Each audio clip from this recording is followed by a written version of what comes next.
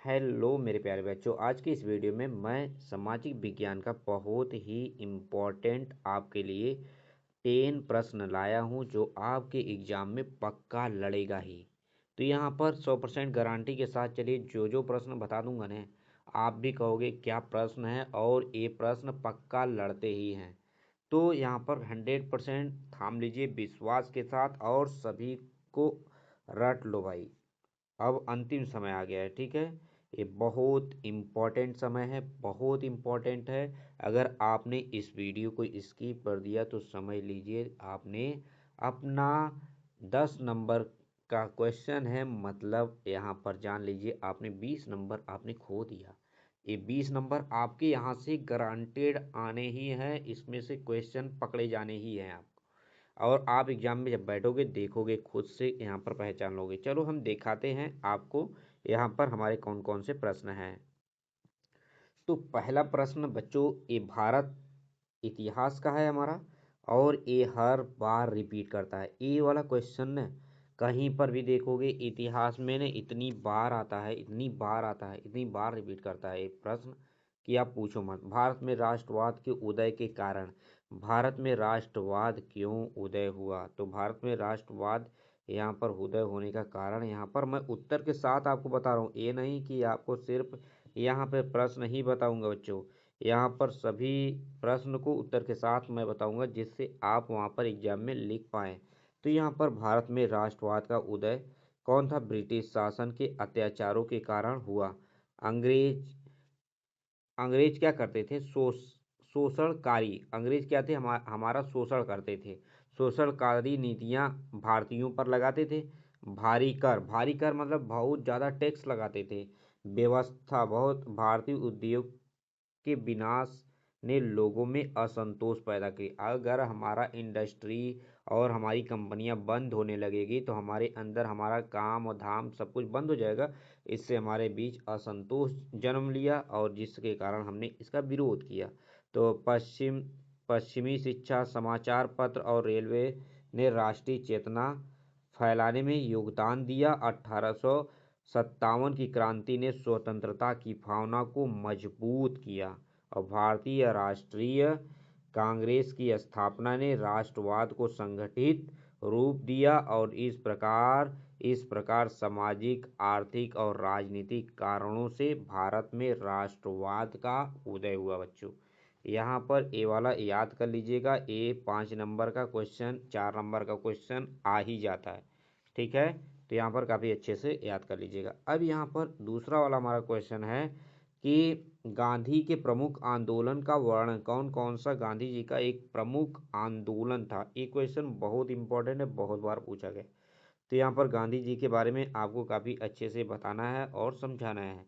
तो यहाँ पर देखिए बच्चों, अब यहाँ पर गांधी जी का क्या प्रमुख आंदोलन था? गांधी जी, अब यहाँ पर देखिए महात्मा गांधी ने भारत की स्वतंत्रता के लिए कई आंदोलन चलाए। 1917 में चंपारण सत्याग्रह किसानों के लिए किया था। 1918 में खेड़ा और अहमदाबाद आंदोलन हुए और 1920 में असहयोग आंदोलन शुरू किया जिसमें विदेशी वस्तुओं का बहिष्कार इन्होंने किया। 1930 में नमक सत्याग्रह द्वारा अंग्रेजों के कानून को चुनौती दी गई और 1942 में भारत छोड़ो आंदोलन स्वतंत्रता को निर्णायक दिशा दिया। गांधी जी बहुत बड़े महान थे। देखिए गांधी जी के आंदोलन ने जनता को एकजुट कर दिया, सभी लोग एक साथ आ गए गांधी जी के, ठीक है। तो यहाँ पर बताता है कि ये कितना इम्पोर्टेंट है ये टॉपिक। अगर आपने इसे याद कर लिया ना तो आपका जो है ना कई जगह विकल्पी प्रश्न भी फंस जाएंगे। तो विकल्पी प्रश्न भी आपके काफ़ी अच्छे फंसेंगे इससे, तो ऐसे काफ़ी अच्छे से कर लीजिए। अब यहाँ पर हमारा यहाँ पर क्वेश्चन दे दिया गया भूगोल से कि यहाँ पर देखिए देगा आपको, ये सब इतिहास में ही है। अब यहाँ पर देखिए भारत की जलवायु की प्रमुख विशेषता क्या है? तो यहाँ पर आपको बताना है बच्चों कि काफ़ी अच्छे तरीके से, यहाँ पर काफ़ी अच्छे तरीके से आपको आंसर देना है और यहाँ पर बताएंगे कि भारत की जलवायु व्यवस्था क्या है। तो यहाँ पर क्या लिखा गया है? यहाँ पर देखिए जलवायु है, भारत की जलवायु मानसूनी प्रकार की। यह वर्षा मुख्य रूप से दक्षिण पश्चिम मानसून से होती है। भारत में 4 ऋतुएं पाई जाती हैं। पहला शीत है, ग्रीष्म है, वर्षा है, शरद है। शरद मतलब जो ठंड का समय होता है। मानसून की अनिश्चितता के कारण कभी कभी बाढ़ तो कभी कभी सूखा पड़ जाता है। हिमालय पर्वत ठंडी हवाओं को रोकता है, जिससे देश का तापमान संतुलित रहता है। समुद्र से दूरी और स्थलकृति भी जलवायु को काफ़ी क्या करती है, प्रभावित करती है बच्चों। तो यहाँ पर इस आंसर को काफ़ी अच्छे से आप लोग तैयार कर लीजिए और याद कर लीजिए। ये सभी क्वेश्चन जो है आपके एग्जाम में फंसने वाले हैं और काफ़ी इम्पॉर्टेंट प्रश्न है बच्चों। ठीक है, अब यहाँ पर हम लोग आगे की तरफ बढ़ेंगे बेटा। अब यहाँ पर देखेंगे कि हमारा यहाँ पर चौथा क्या दिया गया है कि यहाँ पर भारत में कृषि प्रमुख प्रकार का हमें क्या करना है, वर्णन करना है बच्चों। तो यहाँ पर देखिए, भारत में मुख्य रूप से 3 प्रकार की कृषि होती है। निर्वाह कृषि, जिसमें किसान अपने उपभोग के लिए फसल उगाते हैं। और द्वितीय वाणिज्य कृषि, जिसमें फसल बाजार के लिए उगाई जाती है, जैसे कपास और गन्ना। तृतीय रोपण कृषि, जिसमें चाय काफ़ी फसलें बड़े बड़े क्षेत्रों में उगाई जाती है। मानसून पर निर्भरता भारतीय कृषि की प्रमुख विशेषता है बच्चों। तो यहाँ पर कितना अच्छे से हमने यहाँ पर उत्तर को डिस्क्राइब भी कर दिया कि आपको काफ़ी अच्छे तरीके से ये सभी प्रश्न अच्छे से समझ में आए। और देखिए, वीडियो को लाइक करिएगा, चैनल को सब्सक्राइब कर दिया करिए। वीडियो को बनाने में आपके लिए इन सभी प्रश्न को खोजने में, इकट्ठा करने में बहुत मेहनत लगता है। तो प्लीज़ आप लोग एक तो वो कर सकते हो हेल्प मेरा, कि आप लोग सब्सक्राइब कर दिया करो। देखो मेरा सब्सक्राइबर कितना कम है आप लोगों की वजह से। आप लोग कर देंगे तो थोड़ा मदद हमारा भी हो जाएगा। ठीक है, तो प्लीज़ कर दीजिएगा। अब यहाँ पर देखिए, हमारा लोकतंत्र की प्रमुख विशेषताएं लिखिए। तो यहाँ पर लोकतंत्र की प्रमुख विशेषताएं क्या है, तो यहाँ पर आपको बताना है लोकतंत्र जनता का शासन होता है। लोकतंत्र के द्वारा ही जनता का शासन होता है, जिसमें सत्ता जनता द्वारा चुने गए प्रतिनिधियों के पास होती है। अब यहाँ पर जो चुनाव लड़ रहा है, जनता जिसको ज़्यादा वोट देगा वही प्रतिनिधि ज़्यादा चुना जाएगा। तो यहाँ पर जनता जिसको सबसे ज़्यादा पसंद करेगी, जो अच्छे तरीके से कार्य करे, उसी को ज़्यादा जनता द्वारा चुना जाएगा। इसमें अनियमित स्वतंत्रता, निष्पक्ष चुनाव होते हैं। हमारा मन इनको दे, हमारा मन इनको दे, चाहे इनको दे, हाँ ये हमारी मर्जी है। ठीक है, लोकतंत्र में कानून का शासन होता है, कानूनी शासन होता है, और सभी नागरिकों को समान अधिकार प्राप्त होता है। सरकार जनता के प्रति क्या होती है, उत्तरदायी होती है। आपको मैंने वोट दिया है तो आप इसका उत्तर दीजिए, हमारे क्षेत्र में ऐसा क्यों हो रहा है। ठीक है, देखो अब यहाँ पर एक सेंस है, जैसे अब अभिव्यक्ति की स्वतंत्रता, अभिव्यक्ति मतलब स्वयं की स्वतंत्रता। लोकतंत्र की महत्वपूर्ण विशेषता, लोकतंत्र नागरिक का को निर्णय प्रक्रिया में भाग लेने का अवसर देता है। ठीक है, तो यहाँ पर इस तरह से हमें क्या देता है, अवसर देता है। अब यहाँ पर बच्चों हमारा देखिए, यहाँ पर दे दिया गया बच्चों कि सत्ता की साझेदारी से आप क्या समझते हैं। सत्ता की अगर यहाँ पर साझेदारी है, हो रही है, तो यहाँ पर आप क्या समझते हैं सत्ता की साझेदारी से। तो यहाँ पर आपको बताना है बच्चों, सत्ता की साझेदारी का अर्थ है शासन की शक्ति को विभिन्न स्तरों और समूहों में क्या करना है, बंटवारा होता है। इसमें किसी एक वर्ग या व्यक्ति के पास पूरी सत्ता नहीं रहती है। भारत में सत्ता केंद्र, राज्य और स्थानीय सरकार में बांटी जाती है। विभिन्न समुदाय और राजनीतिक दलों को सत्ता में भागीदारी दी जाती है। इससे लोकतंत्र क्या होता है, मजबूत होता है। अगर आप सारा मजबूती मोदी जी के पास, सारा मजबूती अगर योगी जी के पास, सारा मजबूती अगर यहाँ पर प्रधान जी के पास होता, तो यहाँ पर सत्ता बिगड़ सकती थी।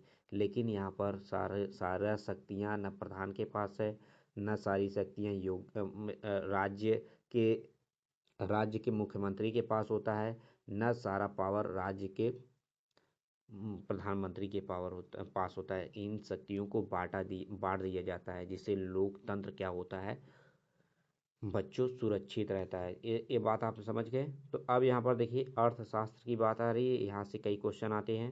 विकास की अवधारणा को हमें क्या करना है, स्पष्ट करना है। ये क्वेश्चन बार बार पूछा जाता है, तो यहाँ पर ऐसे क्वेश्चन आप लोग रिपीट करिए और बार बार इन्हें प्रैक्टिस करिए। अब यहाँ पर विकास का अर्थ केवल आय बढ़ना नहीं है, बल्कि जीवन स्तर पर सुधार करना भी है। इसमें शिक्षा, स्वास्थ्य, समानता और स्वतंत्रता शामिल होती है। अलग अलग लोग के लिए विकास का अर्थ अलग हो सकते हैं। क्या है, अलग हो सकते हैं, ठीक है। तो यहाँ पर इस तरह से अलग अलग हो सकते हैं। किसी देश का विकास मानव विकास सूचकांक से मापा जाता है। विकास में आर्थिक प्रगति के साथ सामाजिक न्याय की आवश्यकता हो है, इसलिए विकास का बहुआयामी अवधारणा भी है। तो यहाँ पर इस बात को काफ़ी अच्छे से समझिएगा बच्चों। यहाँ पर विकास के लिए बहुआयामी अवधारणा भी है हमारे पास।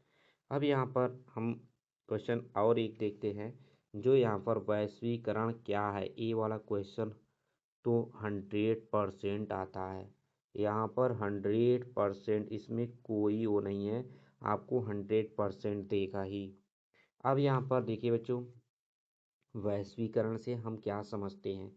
वैश्वीकरण वह प्रक्रिया है जिसके द्वारा विश्व के अर्थव्यवस्था एक दूसरे से जुड़ जाती है। इससे विदेश व्यापार, बहुराष्ट्रीय कंपनियां और तकनीकी आदान प्रदान शामिल है। वैश्वीकरण से उपभोक्ता को अधिक विकल्प मिलते हैं और रोजगार के अवसर बढ़ते हैं। लेकिन छोटे उद्योग को नुकसान भी होता है। सरकार की नीतियाँ वैश्वीकरण को बढ़ावा देना महत्वपूर्ण भूमिका निभाती हैं। अब कई प्रोडक्ट हमारे देश में नहीं होते हैं। अब जैसे मान लो पाकिस्तान एक पड़ोसी है, तो यहाँ पर गेहूँ की कमी हो गया और हमारे यहाँ गेहूँ ज़्यादा अगर हो रहा है, तो पाकिस्तान यहाँ से ले लेगा, तो उसको ज़्यादा उसके देश के लिए प्रॉफिटेबल होगा। नहीं तो यहाँ पर सामान क्या होगा, वही गेहूँ का दाम अगर 7 रुपये होगा तो वहीं पर चला जाएगा 15 रुपये, 20 रुपये, इस तरह से बिकेगा। तो यहाँ पर अगर वो दूसरे देश का सहारा ले लेगा तो हो सकता है कि वहाँ पर मैनेजमेंट सही हो जाए। उसी प्रकार अगर हमारे देश में मिसाइल उसाइल की कमी होती है, मिसाइल उतने अच्छे से लोग नहीं तैयार कर पा रहे हैं, तो हम लोग रसिया से लेते हैं और यूएसए से लेते हैं। तो इस तरह से हमारा क्या होता है, ग्लोबलाइजेशन, जिसे वैश्वीकरण मतलब ग्लोबलाइजेशन मतलब पूरे हर जगह से सामान का लेना और देना, ये काफ़ी अच्छे से होता है, जिससे हमारा वैश्वीकरण काफ़ी अच्छा होता है। लेकिन वहीं पर छोटे छोटे जो होते हैं, छोटे छोटे दुकानदार, छोटे छोटे लोग क्या होते हैं, इनसे प्रभावित होते हैं, ठीक है। तो आपको यह वीडियो कैसा लगा, प्लीज़ चैनल को सब्सक्राइब करना मत भूलिएगा। और 2 क्वेश्चन आप बताइए कि मैं किन किन प्रश्नों पर आपको उत्तर काफ़ी अच्छे से डिटेल से समझाऊं। प्लीज़ आप लोग कमेंट करिएगा और वीडियो को लाइक करना मत भूलिएगा। Thank you for watching.